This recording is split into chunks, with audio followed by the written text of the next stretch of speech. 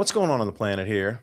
Now we have near record cold in Bermuda. We had record cold in Cuba, record cold smashing across Japan with the record snowfall, record rain in Spain. Antarctic ice is coming back, and we're heading into a super Nino, El Nino.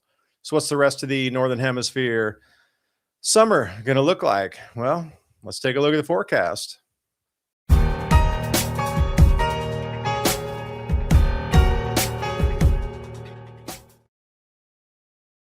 Starting off rain, cumulative. Oh, that is a lot of rain coming in through Spain, floods, and you can see that just vertical off the chart.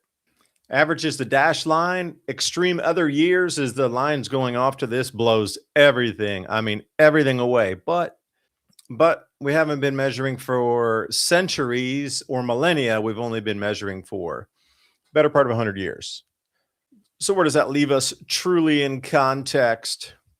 This will give you the rainfall totals here, and North Gibraltar, Morocco, Spain as well. Incredible amounts, literally off the charts, completely off the chart is where it goes to. I want to slow this down, freeze it for you there.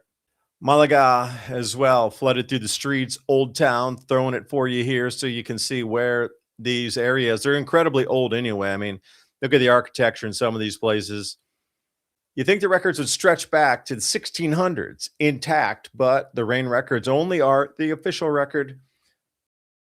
So this throws it into conjecture anyway. Truly, how intense are these rains if we can't really go back? I mean, people have been living here for thousands of years. We should have more detailed records of how much rain fell. You could go about that deep and we could convert it today, like how much fell in the jar 400 years ago, 500 years ago. I don't know why we can't use those records to put it in perspective on a once in a 1,000-year event. They've already pre-measured it. Going back 1,000 years, we're stuck in the satellite record or something near in there. Why is that? Why do we always get pinned in 100 years or so? Speaking of pinned in, let's look at the ice cracks across Lake Erie. 2-second loop for you here. You can watch the ice evolve and devolve in that crack. Apparently, it's one of the longest cracks ever recorded across a Great Lake. They're really concerned about people going out there with four-wheelers fishing and actually falling through in that ice itself near shore, also dislodging. Been a fair few rescues because of this event here. So we're going to go over and take a look at the Great Lakes ice cover. Now, this was February 5th, a few days back. Ice has increased because that brutal cold that has swept through the Northeast U.S. This has definitely increased, and it's on par to be 100% ice coverage for the entire Great Lakes, all of them, by the end of the winter. Happens every so often. It's not a super rare event, but it's few and far between. Now, speaking of ice, Antarctic sea ice extent, that blue line is our time right now. And if you look at the darkest gray line, right in the middle between the dark and the gray, those are standard deviations there. We're near baseline again over the 30-year average. So you can see the prior years, 2025, 4, 3, 2026 is coming back into some sort of stasis again. But a similar chart of descending, wow, this is the currency purchasing power loss from just 2020 to 2025. Canada, US, Egypt, Nigeria, Ethiopia, Iran, and Turkey. I just see them all down. Now, if you're in the same club as Nigeria and Ethiopia, something's wrong. And a glimpse into the fiat world here. This is an interpretation of the previous chart, just put into an airline fashion. Down she goes. This is why we're coming into a very hyperinflationary time on our planet. The entire world's experiencing the same thing. Inflation. Everything you buy costs you more, including your electricity. The wholesale prices that they need for gas generation. To back this up here, was from the Department of Energy. You got your frozen windmill during these extreme storms. On the right side, you see the minus. That is of 100%. So minus 77% would put us at 23% capacity during that time, just for wind. I mean, 77% of it was taken offline during these storms. Icy, as you can see. We see the same thing with solar. It was only down 89%. Snow on the solar panels generally blocks sunlight, so capacity had to be made up elsewhere. The rules of money are being rewritten right in front of your eyes. The institutions that control the financial system aren't waiting, warning, or wishing. They're acting. They're buying gold and silver in an unprecedented pace. Seems they're preparing for something. The question is, are you? For nearly a decade, Noble Gold Investments has helped thousands of people protect their wealth with physical gold and silver. As the world shifts to hard assets, the window to act is closing.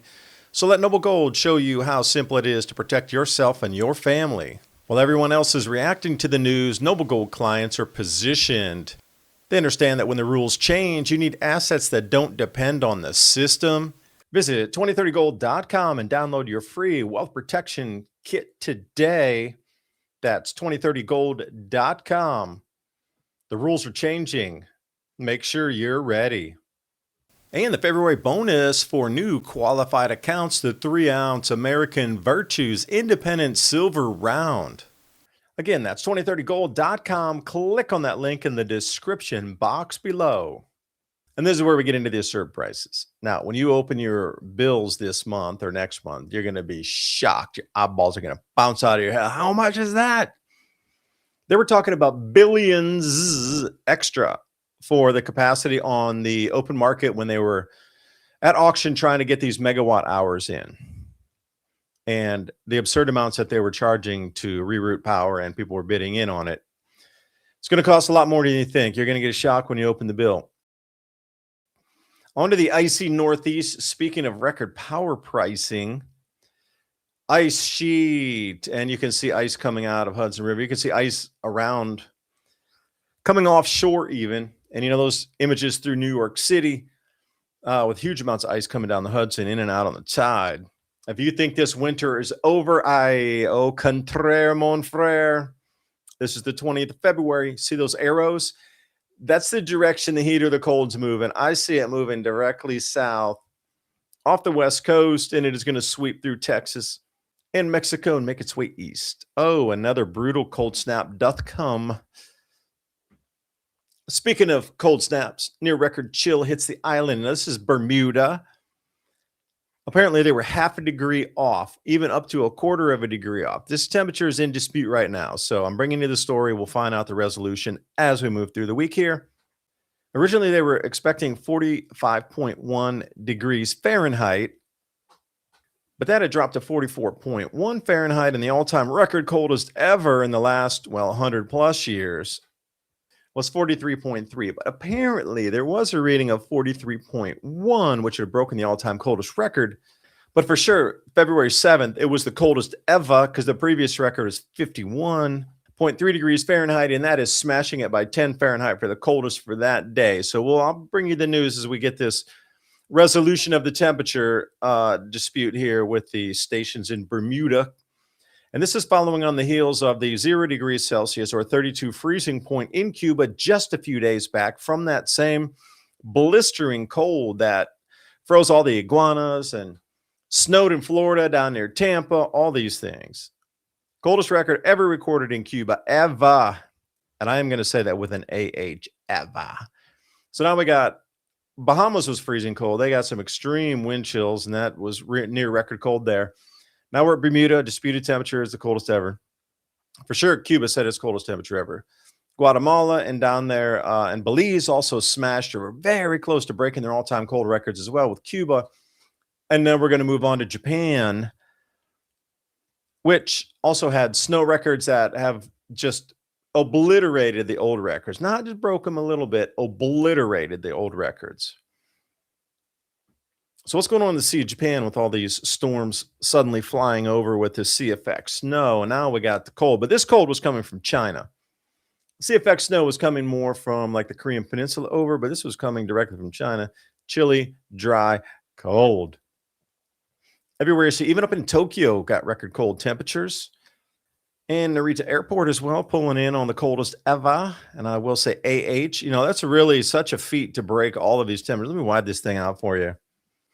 Now, these areas have been pinpointed because they're larger metropolitan areas, which is saying something even with the heat island effect. They're getting this record cold. But you can take a look at where all the coloration is across through the islands. And if you go to north where Hokkaido is, that's where the massive snows were. And if you go directly west of Ume, that is where in the mountainous region they had the highest snow totals ever recorded. Bringing you here to Japan. Yes, this is Japan for those fans of Tartaria out there. Leave it up to the Japanese to have a robotic snowblower in the works. I think I could use one of those for the driveway as well. Tartarian fans. Bank of Japan, as a matter of fact, right here. Old school. But I can't bring you a cold, icy place without bringing you a warm place. Yaron, Japan, white sands, turtles, beaches. Must enjoy it. Oh, speaking of heat, this is from a couple days ago. California record heat, new records, 92, 88. So we got some heat at the same time. We got the cold. It is all over the place.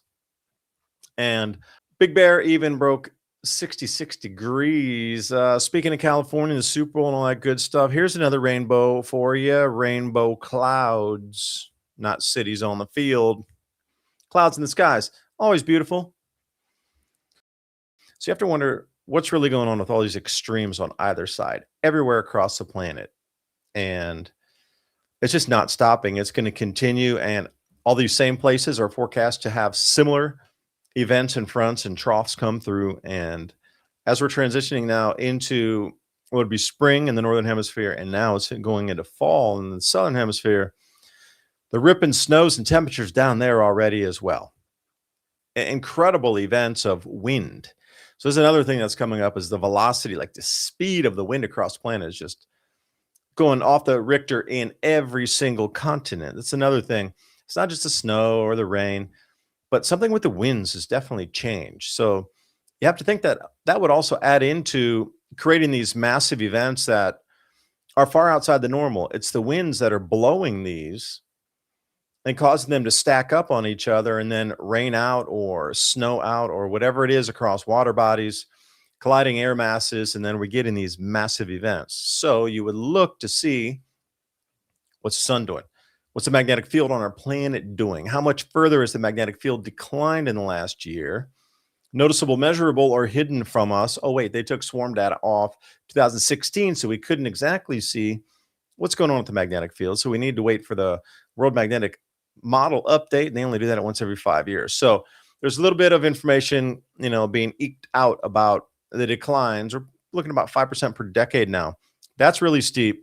That's scary, and it would explain a lot of what's going on here. Moving on to our favorite area of the Pacific Ocean, Nino. The December 10th, this is what it looked like, how cool the temperatures were in the water. I'm going to fast forward you to right about now, and you can see it's dissipating. It's getting a little bit warmer. And as we go out, wide view here, you can see the transition zone beginning. And as we move to July of this year, that cool is expected to vanish, replaced by El Nino. What type of El Nino? Well, because the winds are literally off the chart here as well, you could expect a super Nino with the displacement of water. Record-breaking winds. So we're seeing it everywhere, this velocity of wind across the planet. And whether it's storms blowing through or sea effect this or lake effect that or sandstorms or thunderstorms, whatever it is, the same thing. There's going to be a very, very powerful event based on the wind speeds are literally off the chart for this part of measurable on the oceans. And this is a known cycle here, El Nino, La Nina. But pulling you in through almost every model showing that we're going into El Nino, and it should be spiking from here. And here's your El Nino pattern. Generally in the US, you can look at something like this. What are the normal West Coast, cooler than normal, South, Southeast, all the way from Texas through Florida and the Carolinas, warmer than normal up around Canadian border there, and dry all the way through our grain belts. Oh, that's just what we need. Dry weather, decreased crop yields in an inflationary environment. How prepared are you? How about the 4-week food supply, the 72-hour food kit as well? My Patriot Supply and Adapt 2030. That link's in the description box below. Every purchase you make helps keep me bringing you more information just like this so we can get ready for the changes. We've seen the upticks over the last 2 to 3 years of just not even thinkable 5 or 10 years ago. Now it's the normal. We're going to be going to the once in a 500-year storm here pretty regular, and that will be the baseline. Insurers, can they handle that? I don't know. Perhaps that's why a lot of these currencies are devaluing. It's a Charlie Foxtrot, shall we say, everywhere across the planet for our money and what it can buy. Do you think these are related at all? That these extreme events are here and we're switching fiat systems at the same time? Just a random question. See you next time. Bye for now.